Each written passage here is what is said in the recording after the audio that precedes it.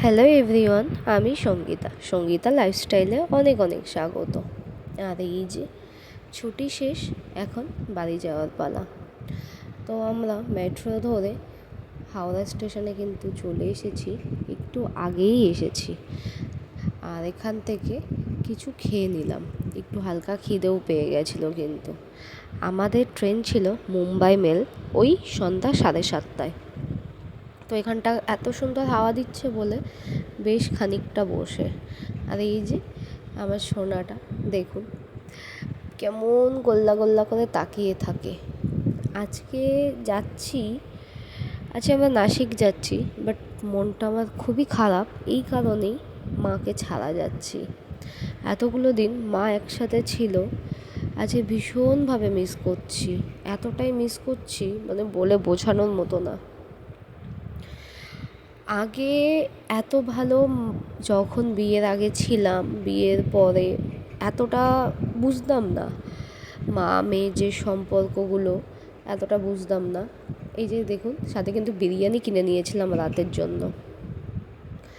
সত্যি বুঝতাম না, যেটা আমি বুঝলাম আমার ছেলে হওয়ার পর, যখন থেকে মা আমার কাছে আসলো, মায়ের যে ভালোবাসা, আদর, যত্ন, গল্প করা। তার কারণ হাজব্যান্ড তো ডিউটি চলে যেত, আমি আর মাই সারাক্ষণ গল্প, কাজ একসাথে, মানে এই যে ভালো মুহূর্তগুলো আমি কাটিয়েছি, মানে আমার কাছে এতদিন মা মেয়ের সম্পর্কের বেস্ট এই 4 মাসের সম্পর্ক আমার যেন আমি ভুলতে পারবো না। মানে ইয়ার্কি, আড্ডা, রাগ, অভিমান, কত কিছু আমার এখনও মনে পড়ছে। আর বারবার মনে হচ্ছে এই তো মা এই দিন আমাদের সাথে চণ্ডীগড় থেকে নাসিকে আসলো। আজকে মাকে রেখে আবার আমাকে নাসিকে ফিরতে হচ্ছে, মানে আমার প্রচণ্ড কষ্ট হচ্ছে।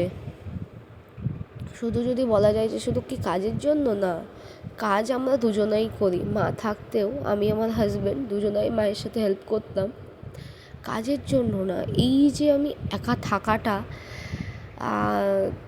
মানে মায়ের যে সঙ্গটা কী যে মিস করছি বলে বোঝানোর মতো না। কাজ তো থাকেই, সব সংসারে সবার কাজ থাকে। এই যে বাবুটাকে একটু ঘুম পাড়িয়েছি, এখন না ক্ষণে ক্ষণে উঠে যায়। আর মা থাকাকালীন মা সবটা করে দিত, প্লাস হচ্ছে বাবুকে নিত, ঘুম পাড়াতো, কত কিছু, কত ইয়ার্কি আড্ডা। মা গান করতো, আমি সেই গান শুনে হাসতাম। মা এটাও বলতো, দাদা, আমার ছেলেকে বলতো, দাদা তোমার মা দেখো গান শুনে হাসছে। মানে মায়ের কথাগুলো এত বেশি মনে পড়ছে, সে আর বলার মতো না। আর এই যে বাড়ি এসে এত বেশি নোংরা হয়েছে সব কিছু, এখানে পাশেই রাস্তা, যার জন্য সব কিছু ধুলো ধুলো হয়ে গেছে। আর আমার এই যে ওয়াটার পিউরিফায়ারটা ভালো করে আমি পরিষ্কার করে নিচ্ছি। আর হাজব্যান্ড ওদিকে ব্যালকানি পরিষ্কার করতে ব্যস্ত। বাবু ঘুমাচ্ছে, এটাই সুযোগ। অনেকে বলে না, বাচ্চা ঘুমালে মায়েরাও সঙ্গে সঙ্গে ঘুমিয়ে নিতে হয়। কি করে ঘুমাবো আমি জানি না। এই যে দেখুন, এটা রাতের বেলা, আর যত কাজ আমাকে রাতেই করতে হবে, তার কারণ ও রাতেই একটু ঘুমায়, সারাদিন আর ঘুমায় না।